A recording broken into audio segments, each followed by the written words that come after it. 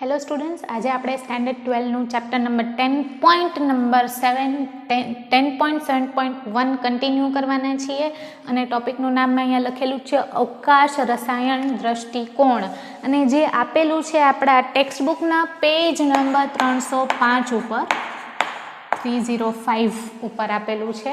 તો હવે આપણે ડિટેલમાં જોઈએ. ટેક્સ્ટબુકમાં આપેલું જ છે પેજ નંબર 305 ઉપર. સૌથી ફર્સ્ટ ટોપિક સી કેન્દ્રાનુરાગી વિસ્થાપન પ્રક્રિયામાં સૌથી પહેલું ટોપિક છે પ્રકાશ ક્રિયાશીલતા. તો સૌથી પહેલાં આપણે સ્ટુડન્ટ્સ પ્રકાશ ક્રિયાશીલતા સમજી લઈએ. વિવિધ તરંગ લંબાઈ ધરાવતો પ્રકાશ હોય. સૌથી પહેલાં આપણે જ્યારે પ્રકાશ બારીમાંથી અંદર આવે છે તો એની તરંગ લંબાઈ કેવી હોય? કોઈ ચોક્કસ તરંગ લંબાઈ હોતી નથી. એટલે આપણે એવું કહી શકીએ કે વિવિધ પ્રકાર બધી જ દિશાઓમાં ફેલાય છે, હે ને? તો વિવિધ પ્રકારની તરંગ લંબાઈ ધરાવતો પ્રકાશ અહીંયા મેં ડ્રો કરેલો જ છે, હે ને? અહીંયા જોઈ શકીએ છીએ કે પ્રકાશ બધી જ દિશાઓમાં ફેલાય છે. તો એ વિવિધ પ્રકારની તરંગ લંબાઈ ધરાવતો પ્રકાશ શક્ય તેટલા વધારે સમતલમાં દોલન કરી શકે છે, કે એનાથી શક્ય હોય એટલા બધી જ દિશામાં તે દોલન કરી શકે છે. તો સૌથી પહેલાં આપણે શું લઈએ છીએ કે એ પ્રકાશને કેમાંથી પસાર કરાવશું? તો કે નિકોલ પ્રિઝમ નામનું એક સાધન છે, એમાંથી આપણે આ વિવિધ તરંગ લંબાઈ ધરાવતા પ્રકાશને પસાર કરશું. બરાબર છે સ્ટુડન્ટ્સ? તો મેં લખેલું જ છે બોર્ડ પર કે વિવિધ તરંગ લંબાઈ ધરાવતા પ્રકાશ શક્ય તેટલા વધારે સમતલમાં દોલન કરી શકે છે. તો આપણે અહીંયા કોની લિમિટેશન લઈ આવવાની છે? તો કે દોલનની. આપણે કોઈ બી એક ચોક્કસ દિશામાં જ દોલન જોઈએ છે, કાં તો જમણી બાજુનું દોલન અથવા તો ડાબી બાજુનું દોલન. તો આના માટે આ પ્રકાશને આપણે શું કરશું? તો કે આના માટે આ દ્રાવણ ધરાવતા પ્રકાશને આપણે નિકોલ પ્રિઝમ, મેં અહીંયા ડ્રો કર્યું છે કે નિકોલ પ્રિઝમમાંથી પસાર કરશું. તો આનામાંથી પસાર કરવાથી શું થશે કે આનું જે દોલન બધી દિશામાં હતું ને એ એક જ સમતલમાં દોલન કરતો થઈ જશે. આ જે પ્રકાશ જે છે બધી જ દિશામાં દોલન કરતો હતો તે એક જ પર્ટિક્યુલર દિશામાં દોલન કરતો થઈ જશે. તો આપણને કેવી રેખા દેખાય છે? સીધી. શું કામે?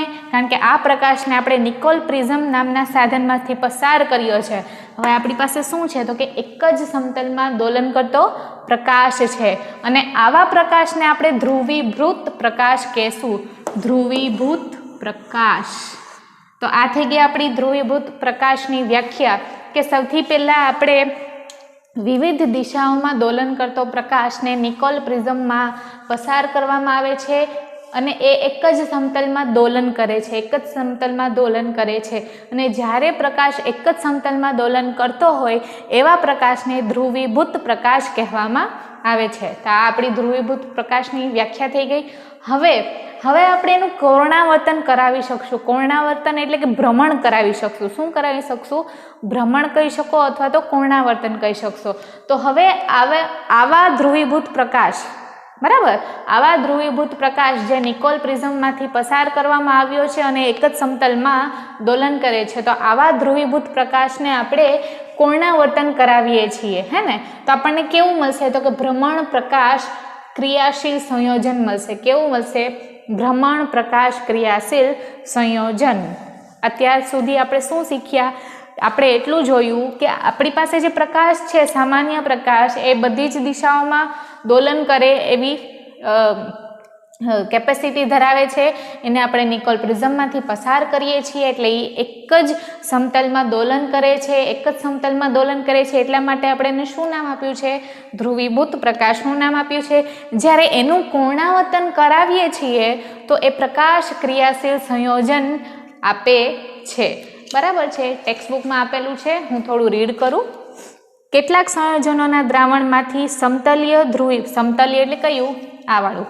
સમતલીય ધ્રુવીભૂત પ્રકાશને નિકોલ પ્રિઝમમાંથી સામાન્ય પ્રકાશને પસાર કરીને મેળવાય છે. પસાર કરવામાં આવે તો તેઓ આ સમતલીય ધ્રુવીભૂત પ્રકાશનું ભ્રમણ દર્શાવે છે. શું દર્શાવે છે? ભ્રમણ દર્શાવે છે. ધ્રુવીભૂત પ્રકાશનું ભ્રમણ દર્શાવવામાં આવે છે. અને આ જે ધ્રુવીભૂત પ્રકાશનું ભ્રમણ કેટલી દિશામાં બતાવવામાં આવે છે? તો કે બે, એક ડાબી બાજુ અને એક જમણી બાજુ. ઘડિયાળની કાંટાના દિશામાં તમે બતાવો છો તો એ જમણી બાજુ થયો, હે ને? આપણી પાસે ઘડિયાળનો કાંટો છે તો એ આ બાજુએ જતો હોય છે. ખ્યાલ આવી ગયો? ઘડિયાળ ઇમેજિન કરવાની છે. જ્યારે આ નું ભ્રમણ કરવામાં આવે તો જો એ જમણી બાજુએ ભ્રમણ કરે, જમણી બાજુ એટલે શું, તો કે ઘડિયાળના કાંટાની દિશામાં ભ્રમણ કરે જમણી બાજુએ, તો એને દક્ષિણ ભ્રમણીય કહેવામાં આવે છે અને ઇંગ્લિશમાં એને ડેક્સ્ટ્રો રોટેટરી કહેવાય છે. અને એની સંજ્ઞા છે સ્મોલ ડી. સ્ટુડન્ટ્સ, કેપિટલ નહીં, સ્મોલ ડી છે અને સંજ્ઞા પ્લસ ચાર્જ ધરાવે છે. ખ્યાલ આવી ગયો? તો આપણી પાસે ધ્રુવીભૂત પ્રકાશનું ભ્રમણ કરાવીએ છીએ. જો આ ભ્રમણ જમણી બાજુ એટલે કે ઘડિયાળના કાંટાની દિશામાં કરવામાં આવે છે તો એનું નામ છે દક્ષિણ ભ્રમણીય, જેને આપણે ઇંગ્લિશમાં ડેક્સ્ટ્રો રોટેટરી કહીએ છીએ. સંજ્ઞા ખાસ યાદ રાખવાની છે કે સ્મોલ ડી છે, કેપિટલ લખશો તો ખોટું પડશે. સ્મોલ ડી છે અને પ્લસ બતાવે છે. એવી જ રીતે જો આ સંયોજન છે એ આ જે ધ્રુવીભૂત પ્રકાશનું ભ્રમણ ડાબી બાજુએ થાય છે, આ સંયોજનનું ભ્રમણ કઈ બાજુ કરાવે છે? ડાબી બાજુએ કરાવે છે, એટલે કે ઘડિયાળના કાંટાની વિરુદ્ધ દિશામાં. આમ જાતું હતું, હવે કઈ બાજુ જશે? આમ. ખ્યાલ આવી ગયો? ઘડિયાળના કાંટાની વિરુદ્ધ દિશામાં થાય તો એને વામ ભ્રમણીય કહેવામાં આવે છે, વામ ભ્રમણીય.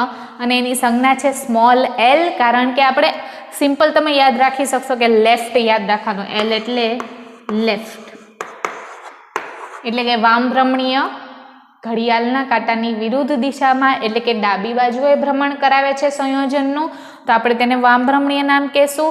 અને આને ઇંગ્લિશમાં લીવો રોટેટરી કહેવામાં આવે છે. પણ આપણે યાદ કરવા માટે આપણે વિચારી લેશું કે ધ્રુવીયભૂત પ્રકાશ જે છે એ સંયોજનનું જમણી બાજુએ કરાવે છે તો ડેક્સ્ટ્રો રોટેટરી ડી, દક્ષિણ ભ્રમણીય. પણ આ યાદ ના રહે તો આપણે એલ ઉપરથી લેફ્ટ યાદ રાખશું. એલ એટલે સ્ટુડન્ટ્સ ઇંગ્લિશમાં લેફ્ટ કહેવાય. યાદ આવી ગયું? લેફ્ટ એટલે કે ડાબી બાજુએ. તો આનું ઓપોઝિટ કયું થયું? દક્ષિણ ભ્રમણીય. બરાબર છે? તો હું ડિટેલમાં રીડ કરું છું.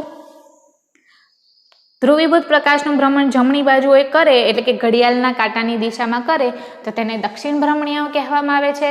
અને જો ડાબી બાજુએ એટલે કે ઘડિયાળના કાંટાની વિરુદ્ધ દિશામાં કરે તો તેને વામ ભ્રમણીય કહેવામાં આવે છે. તો આ હતું આપણું પહેલું ટોપિક, પ્રકાશ ક્રિયાશીલતા. અને આને પ્રકાશીય સમઘટકતા પણ કહેવામાં આવે છે. પ્લસ અને આ બંને સંયોજનો શું ધરાવે છે? પ્લસ અને માઇનસ ચાર્જ ધરાવે છે. તો આ હતું આપણું પ્રકાશ ક્રિયાશીલતા. સૌથી પહેલાં આપણે પ્રકાશ લેવાનો છે જેનું સમતલ અલગ અલગ દિશામાં છે, વિવિધ દિશામાં છે. તેને આપણે નિકોલ પ્રિઝમમાંથી પસાર કરીએ અને જો એમાંથી પસાર કરીએ તો જ આપણને સમતલ વાળો પ્રકાશ મળશે. એક જ સમતલમાં દોલન કરે તેવો પ્રકાશ મળે છે. અને પછી એને આપણે શું કહેશું? તો કે ધ્રુવીય પ્રકાશ કહીએ છીએ. અને એ ધ્રુવીય પ્રકાશનું જો આપણે ભ્રમણ કરવામાં આવે તો બે પ્રકારનું ભ્રમણ થશે. એક થશે ઘડિયાળના કાંટાની દિશામાં એટલે કે જમણી બાજુએ, તો આપણે એને ડેક્સ્ટ્રો રોટેટરી દક્ષિણ ભ્રમણીય કહેશું, જેની સંજ્ઞા છે સ્મોલ ડી પ્લસ ચાર્જ. અથવા તો ભ્રમણ ડાબી બાજુએ કરે ઘડિયાળના કાંટાની વિરુદ્ધ દિશામાં તો આપણે તેને લીવો રોટેટરી એટલે કે વામ ભ્રમણીય કહેશું, સ્મોલ એલ અને માઇનસ ચાર્જ. તો આ વસ્તુ સમજાઈ ગઈ છે આપણને કે પ્રકાશ ક્રિયાશીલ સંયોજનો કાં તો ડાબી બાજુએ ભ્રમણ કરીને બતાવી શકે અથવા તો તેનું જમણી બાજુએ ભ્રમણ કરીને આપી શકે. આ હતું આપણું દક્ષિણ ભ્રમણીય અને વામ ભ્રમણીય. હવે ટેક્સ્ટ બુકમાં પોઈન્ટ નંબર 2 છે કિરાલ કાર્બન વાળું. તો હવે નેક્સ્ટ પોઈન્ટ જોઈએ. ઓકે સ્ટુડન્ટ્સ, તો હવે નેક્સ્ટ ટોપિક જોઈએ. પણ નેક્સ્ટ ટોપિક જોવા પહેલાં એક વ્યાખ્યા લખાવી દઉં છું.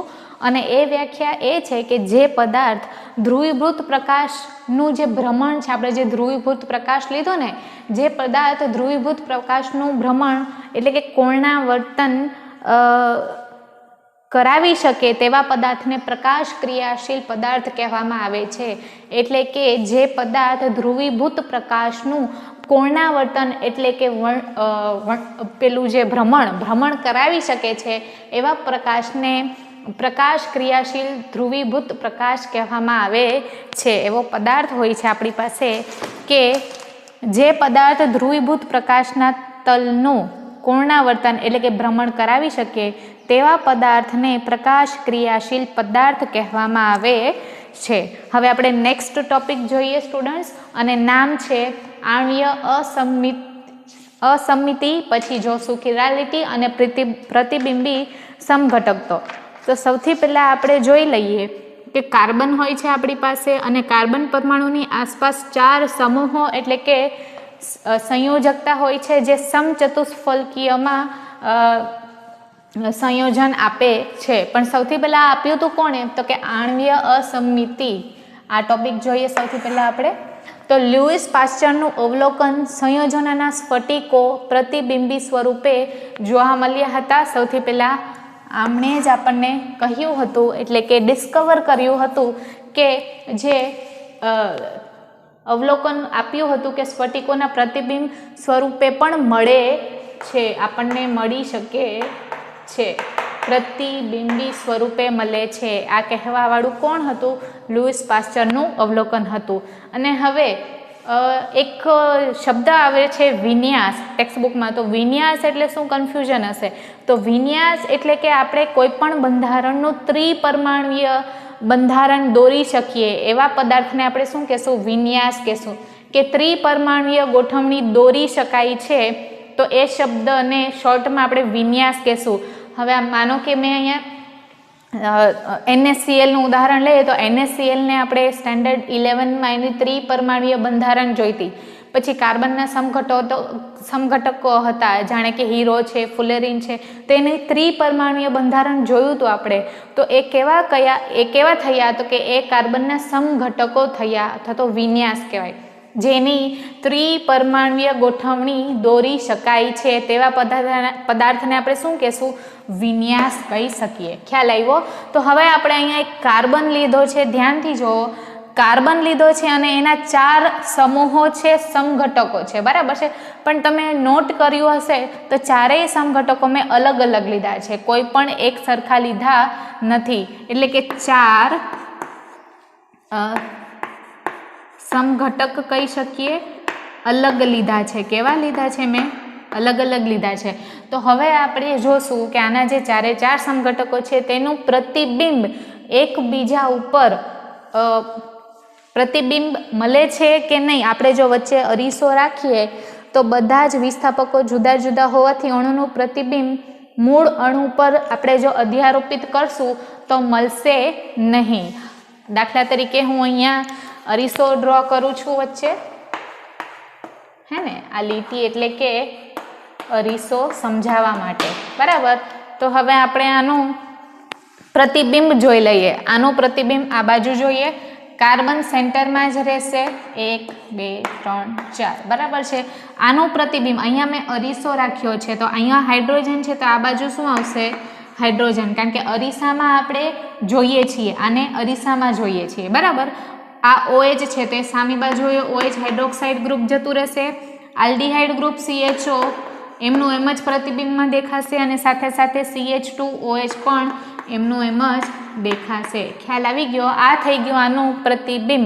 હવે સ્ટુડન્ટ્સ આપણે જોઈએ ને તો આનું પ્રતિબિંબ એકની ઉપર અધ્યારોપિત જો કરવામાં આવે તો અધ્યારોપિત થતું નથી. સમજાવવાનો મતલબ શું છે કે જ્યારે કાર્બનના 4 સંયોજકતા અલગ અલગ હોય છે તો એમનું અધ્યારોપિત એકબીજા ઉપર કરવું શક્ય નથી. તો આવા કાર્બનને કેવું કહેવામાં આવે છે?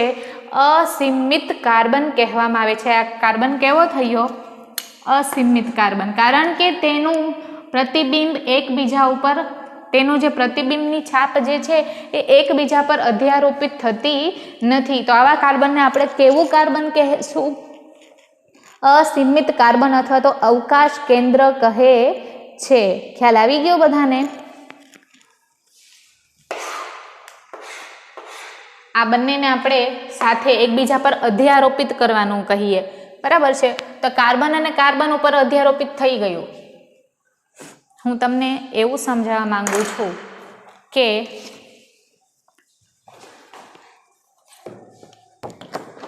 આ મારી પાસે કવર છે ટેક્સ્ટ બુકનું, બરાબર. હવે આનું અધ્યારોપણ હું અહીંયા કરવા માંગુ છું, હે ને? આને આપણે આમાં પ્રતિબિંબમાં જોયું એટલે આવું મળ્યું. તો સૌથી પહેલાં આ 2 વસ્તુ થઈ ગઈ. આવી રીતે આનું પ્રતિબિંબ મેં આના પર જોયું છે. ખ્યાલ આવે છે? હવે આ પણ દોરીશ અને આની ઉપર હું આ દોરીશ તો આ શું થયું? અધ્યારોપિત કર્યું. ખ્યાલ આવે છે? તો અધ્યારોપિત કરીને જોઈ લઈએ. સૌથી પહેલું કયું હતું? H વાળું OH, ઉપર CHO, નીચે CH2OH, બરાબર ને? આ તો મેં ડ્રો કરી નાખ્યું. હવે એનું જે પ્રતિબિંબ છે એના ઉપર આપણે અધ્યારોપિત કરાવવાનું છે. તો અધ્યારોપિત કરાવશું તો શું મળશે આપણને? કાર્બનનું કાર્બન તો છે જ, CHO પણ છે, CH2OH પણ છે જ, હે ને? આજે હું અલગ ચોકથી લખું છું એનું પ્રતિબિંબ છે, બરાબર? કાર્બનનું કાર્બન. ફરક ક્યાં આવે છે? તો કે OH અહીંયા જમણી બાજુએ છે, એટલે અહીંયા હું OH મૂકીશ તો અહીંયા આવશે OH, નથી થતું, અહીંયા આવશે H. તો આનું જે પ્રતિબિંબ છે, કેવો કાર્બન છે? આ કાર્બન 4 સંયોજકતા ધરાવે છે, પણ ચારેય અલગ અલગ સંયોજકતા એટલે કે સમૂહ છે. આ ચારેય સમૂહ અલગ અલગ છે. જ્યારે આવા પદાર્થનું સંયોજનનું પ્રતિબિંબ લેવામાં આવે છે અરીસામાં અને પછી બંનેને અધ્યારોપિત એટલે કે એકબીજા ઉપર અધ્યારોપિત કરવામાં આવે છે, તો આપણને તેનું પ્રતિબિંબ અધ્યારોપિત કર્યા બાદ મળતું નથી, સરખું મળતું નથી. તો આવા કાર્બનને કહેવું કાર્બન કહેવામાં આવે છે? અસીમિત કાર્બન કહેવામાં આવે છે. ખ્યાલ આવી ગયો બધાને? વ્યાખ્યા પેજ નંબર 306 માં આપેલી છે કે જો કાર્બનને જોડનાર બધા સંયોજકતા જુદા જુદા હોય તો અણુનું પ્રતિબિંબ મૂળ અણુ પર અધ્યારોપિત થતું નથી. આનું પ્રતિબિંબ મૂળ અણુ પર અધ્યારોપિત થતું નથી. ખ્યાલ આવી ગયો? તો આવા કાર્બનને આપણે શું કહેશું? આવા કાર્બનને આપણે અસમિત કાર્બન, અસમિત કાર્બન, આપણને વ્યાખ્યા મળી અસમિત કાર્બનની, બરાબર છે? હવે નેક્સ્ટ આપણે સમિત વાળું જોઈ લઈએ, બરાબર? જે વસ્તુઓ પોતાના પ્રતિબિંબો પર અધ્યારોપિત થઈ શકતી નથી તો તેમને આપણે કિરાલ કહેશું. કેવું કહેશું? આનું હજી એક એક્ઝામ્પલ, આપણે બીજું નામ બી કાર્બન છે એટલા માટે પણ આપણે વસ્તુનું ઉદાહરણ લઈએ. અહીંયા આપણે કાર્બનનું ઉદાહરણ લીધું હતું ને, હા આપણે ચીજ વસ્તુનું ઉદાહરણ લઈએ કે આપણી પાસે ઘણા બધા એવા અંગ્રેજીના મૂળાક્ષરો બી છે કે જેનું જો પ્રતિબિંબ ડ્રો કરવામાં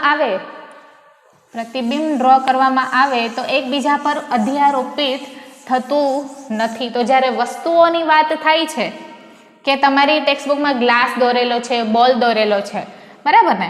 તો એનું જો અંગ્રેજી મૂળાક્ષર હું લઉં ઈ, દાખલા તરીકે આલ્ફાબેટ ઈ લઉં છું, તો એનું પ્રતિબિંબ કેવું થશે? આવું થશે. જ્યારે બંનેને મિક્સ કરવામાં આવશે તો એ એકબીજા પર અધ્યારોપિત થવાના નથી, બરાબર? તો આને શું કહેવામાં આવે છે? આને કિરાલિટી કહેવામાં આવે છે. શું કહેવામાં આવે છે? કિરાલિટી. સમજાવું છું. આ ટોપિક પૂરો થઈ ગયો, હવે કિરાલિટી વાળો ટોપિક ચાલુ કરું છું.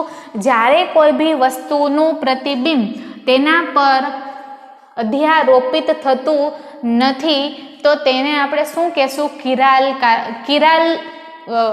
કિરાલિટી કહેશું. એવી જ રીતે જે વસ્તુ પોતાના પ્રતિબિંબ પર અધ્યારોપિત ન થઈ શકે તેને કિરાલ કહેવાય છે. એક્ઝામ્પલ આપણે હાથનો પંજો લઈ લઈએ. આ જમણો હાથ છે, આ ડાબો હાથ છે. જ્યારે આનું પ્રતિબિંબ જોવામાં આવે તો આનું પ્રતિબિંબ આ થશે. ખ્યાલ આવે છે સ્ટુડન્ટ્સ? કે આનું પ્રતિબિંબ આ થશે, પણ જ્યારે આના જ પ્રતિબિંબ ઉપર આને અધ્યારોપિત કરવામાં આવશે તો આ બે આંગળી અને અંગૂઠાના લીધે આ અધ્યારોપિત થતું નથી. અને આ ઉદાહરણ તમારી ટેક્સ્ટબુકમાં પણ છાપીને બતાવેલું છે કે આપણા જ હાથનો જમણો હાથ અને ડાબા હાથના પંજાનું પ્રતિબિંબ તો છે એકબીજાનું, બરાબર ને? આ પ્રતિબિંબ તો થાય જ છે, હે ને? પ્રતિબિંબ તો છે, પણ આ પ્રતિબિંબને જ્યારે એકબીજા પર અધ્યારોપિત કરવામાં આવે છે તો એ પોસિબલ નથી. તો આને કિરાલ કહેવાય. શું કહેવાય? એટલે આપણે એવું વિચારવાનું કે આપણો જે પગનો ફૂટ છે એ પણ અધ્યારોપિત નથી થતો અને આપણા હાથના જે પંજા છે એ પણ અધ્યારોપિત થતા નથી. ખ્યાલ આવી ગયો બધાને? તો આને કહેવાય કિરાલ. કિરાલમાં હવે આપણે અંગ્રેજી મૂળાક્ષરો પણ જોઈ શકીએ. તો મેં અહીંયા કયું લખ્યું છે? ઈ લખ્યું છે. પછી આપણે આપણી રીતે લખી શકીએ બી, है ने अल्फाबेट बी, तो एનું પણ પ્રતિબિંબ એકબીજા પર અધ્યારોપિત કરવામાં આવે તો મળતું નથી, તો આ કેવું થયું? કિરાલ થયું, બરાબર. એવી જ રીતે ડી, આવી રીતે હે ને, તો ડી નું હું ડ્રો કરું તો અહીંયા ડી ને અહીંયા ડી, આ પણ અધ્યારોપિત નથી, તો આ કેવું થયું? કિરાલ થયું. કિરાલ સમજાયું સ્ટુડન્ટ કે જ્યારે કોઈ વસ્તુનું પ્રતિબિંબ તેના પર અધ્યારોપિત કરવામાં આવે છે, દાખલા તરીકે આપણા હાથનો પંજો અથવા તો અંગ્રેજી મૂળાક્ષરો ઈ, બી, ડી, સી, ભી, હે ને, તો આ કેવું થઈ જશે? રાઉન્ડ થઈ જશે, બરાબર ને. તો આ કેવા થશે? કિરાલ. તો કિરાલ સમજાઈ ગયું આપણને. કિરાલિટી એટલે શું? કિરાલિટી એટલે કે જે વસ્તુઓ પોતાના પ્રતિબિંબો પર અધ્યારોપિત થઈ શકતી નથી, દાખલા તરીકે હાથની જોડીની જેમ, તો તેમને કિરાલ અને આ ગુણધર્મને કિરાલિટી કહેવામાં આવે છે, બરાબર. પણ જ્યારે આપણે આ કાર્બનની વાત કરી હતી તો આ પણ કેવું થઈ ગયું? કિરાલ કાર્બન જ થયું. આ કાર્બનને આપણે શું નામ આપીએ? સ્ટાર કરીને. સ્ટાર આપેલો હોય એટલે સમજી જવાનું કે કાર્બન ઉપર સ્ટાર છે એટલે કે એ કિરાલ કાર્બન છે, હે ને. કિરાલિટી બતાવે છે કે એનું પ્રતિબિંબ એના જ પ્રતિબિંબ ઉપર તે અધ્યારોપિત થઈ શકવાનું નથી. તો કાર્બન કઈ પ્રકારનો હોઈ શકે? કિરાલ કાર્બન હોઈ શકે, જે સ્ટાર વડે દર્શાવવામાં આવે છે. જો કાર્બન ઉપર સ્ટાર હોય તો સમજી જવાનું કે કિરાલ કાર્બન છે, તેનું જ પ્રતિબિંબ તેના પર અધ્યારોપિત થઈ શકવાનું નથી. તો આ હતું કિરાલ, અને આ જે પ્રોસેસ છે એને કિરાલિટી કહેવામાં આવે છે. શું કહેવામાં આવે છે? કિરાલિટી. કે જ્યારે કોઈ વસ્તુનું પ્રતિબિંબ તેના પર અધ્યારોપિત થઈ શકતું નથી તેને કહેવાય છે કિરાલિટી, અને એ વસ્તુને કિરાલ કહેવામાં આવે છે. હવે આનું ઓપોઝિટ જોઈ લઈએ, આનાથી ઊંધું. અમુક વસ્તુઓ આપણી પાસે એવી હોય છે કે જેનું પ્રતિબિંબ એના પર અધ્યારોપિત થઈ શકે છે. એક્ઝામ્પલ લઉં, કઈ વસ્તુ? તો કે બોલ લઈએ, બોલ, દડો, હે ને, ક્રિકેટનો, ટેનિસનો, કોઈ બી. હવે એનું જ પ્રતિબિંબ લઈ લઈએ, હે ને, તો એકબીજાને જ્યારે અધ્યારોપિત કરવામાં આવે તો શું થશે? એકબીજા પર અધ્યારોપિત થઈ શકશે. તો આને અકિરાલ કહેવાય. ખ્યાલ આવી ગયો? આ કિરાલિટી નથી, એનો ઓપોઝિટ છે અકિરાલ. શું કામે અકિરાલ કીધું? તો કે આ વસ્તુનું પ્રતિબિંબ તેના ઉપર અધ્યારોપિત થઈ શકે છે, એટલા માટે આ વસ્તુ કે આ દડાને આપણે કેવું કહેશું? અકિરાલ કહેશું. તો સાથે સાથે અંગ્રેજી મૂળાક્ષરો પણ એક્ઝામ્પલ જોઈ લઈએ કે અહીંયા અરીસો રાખ્યો છે, આપણે એ લખીએ તો એ અને એનું અધ્યારોપિત એકબીજા પર થવાનું છે, બરાબર ને. તો આ બી અકિરાલ થયો.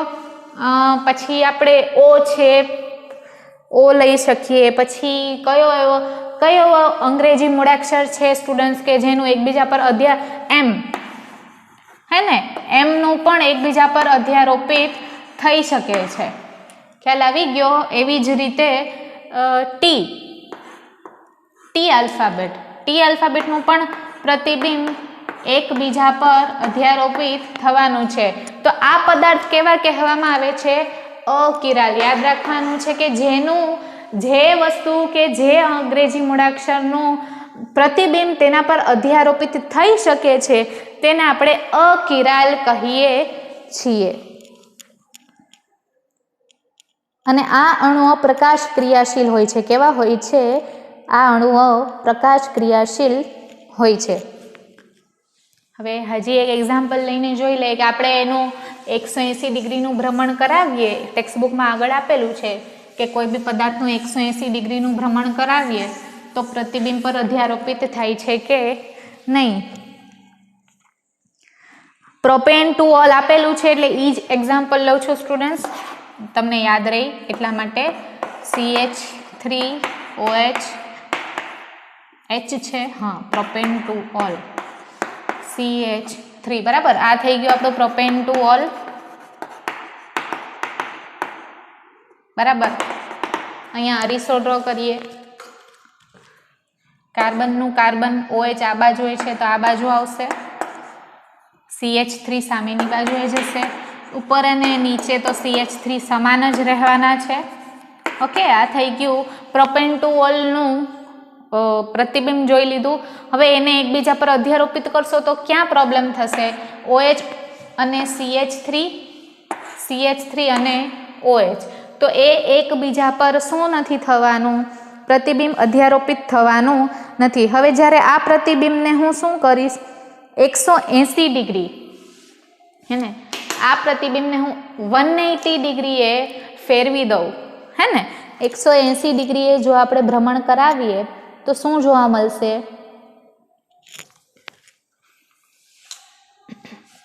આ સમતલ લઉં છું, બરાબર, આ સમતલ, ઊભું નહીં, આડું.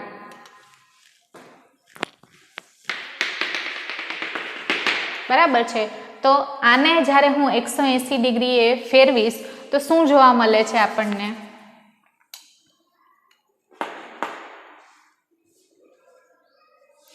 અને 180 ડિગ્રીએ ફેરવું તો OH અહીંયા આવી જશે ને સ્ટુડન્ટ્સ? આ 180 ડિગ્રીનું ભ્રમણ થયું ને, 180 ડિગ્રીનું ભ્રમણ થયું, હે ને? તો કેવું દેખાશે? તો કે કાર્બન કેન્દ્રમાં જ રહેવાનું છે, કાર્બન ઉપર CH3,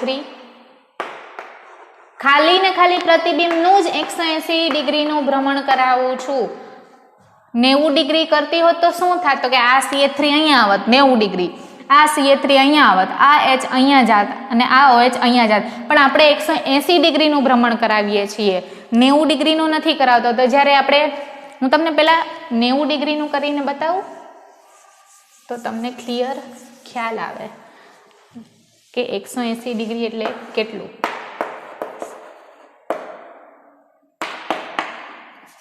H આ બાજુએ OH આવશે અને આ બાજુએ આવશે CH3. ચાલો સૌથી પહેલા હું તમને 90 ડિગ્રીનું કરી બતાવું. કેટલાનું? 90. તો 90 ડિગ્રીમાં કેવું થશે કે આ CH3 અહીંયા આવી જશે, એટલે આ CH3 અહીંયા આવ્યું, હે ને,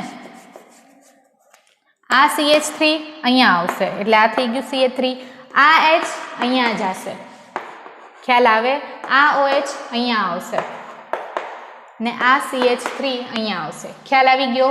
આ સ્ટુડન્ટ્સ મેં તમને 90 ડિગ્રીનું ભ્રમણ કરીને બતાવ્યું છે, ખાલી 90 ડિગ્રીનું.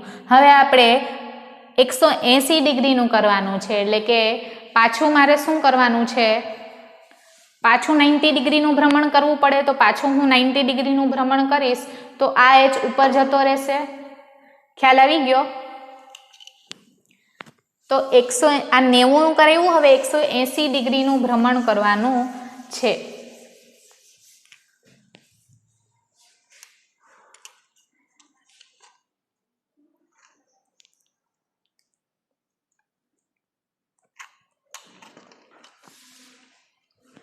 કાર્બન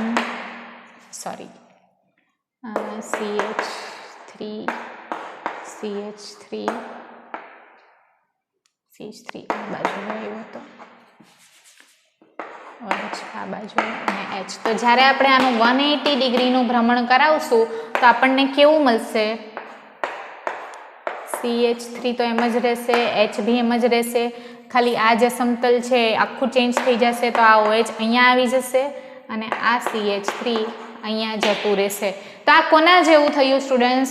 કે આનું 180 ડિગ્રીનું ભ્રમણ એક્ઝેક્ટ ઓરિજિનલ પદાર્થ જેવું થયું. આ તમારી આકૃતિ 10.5 આપેલું છે કે C, અને આપણે આને નામ આપી દઈએ A, B અને C. તો જ્યારે A અને C ને એકબીજા પર અધ્યારોપિત કરવામાં આવે છે તો એ થઈ જશે, પણ પ્રતિબિંબ અધ્યારોપિત થતું નથી. પ્રતિબિંબને જો 180 ડિગ્રીનું ભ્રમણ કરવામાં આવે છે અને જે મળે છે એ A અને C એકબીજા પર અધ્યારોપિત થઈ શકે છે. પછી એક બીજું એક્ઝામ્પલ આપ્યું છે બ્યુટેન ટુ ઓલનો. તો બ્યુટેન ટુ ઓલમાં જો કે ભ્રમણ કરાવ્યા બાદ પણ અધ્યારોપિત થતું નથી. તો આને એવું કહેવાય કે જ્યારે એમના પ્રતિબિંબો એકબીજા પર અધ્યારોપિત નથી થઈ શકતા તો તેવા અવકાશીય સમઘટકોને પ્રતિબિંબી સમઘટકો કહેવામાં આવે છે, કે જેમના પ્રતિબિંબો પરસ્પર અધ્યારોપિત ન થઈ શકતા હોય તેમને શું કહેવામાં આવે છે? અવકાશીય સમઘટકોને પ્રતિબિંબ સમઘટકો એટલે કે ઇનેન્શિયોમર્સ કહે છે. અને આ આપણી ટેક્સ્ટબુક આકૃતિ નંબર 10.7 આપેલું છે કે કિરાલ અણુ છે અને તેનું પ્રતિબિંબ છે, પણ જેમના પ્રતિબિંબો પરસ્પર અધ્યારોપિત થઈ શકવાના નથી, તો તેમને આપણે શું કહેશું? પ્રતિબિંબી સમઘટકો કહેશું. ઓકે સ્ટુડન્ટ્સ, તો આજનો ટોપિક આપણે અહીંયા પૂરો કરીએ છીએ કે આપણે આણ્વીય અસમિતિ અને કિરાલિટી જોઈ લીધી છે. હવે નેક્સ્ટ આપણે જે ધારણ અને રિટેન્શન વાળું છે આપણે નેક્સ્ટ લેક્ચરમાં કન્ટિન્યુ કરશું. તો આની થોડી પ્રેક્ટિસ કરી લેવી જે ટેક્સ્ટબુકમાં આપી છે તે પ્રમાણે. Okay, thank you.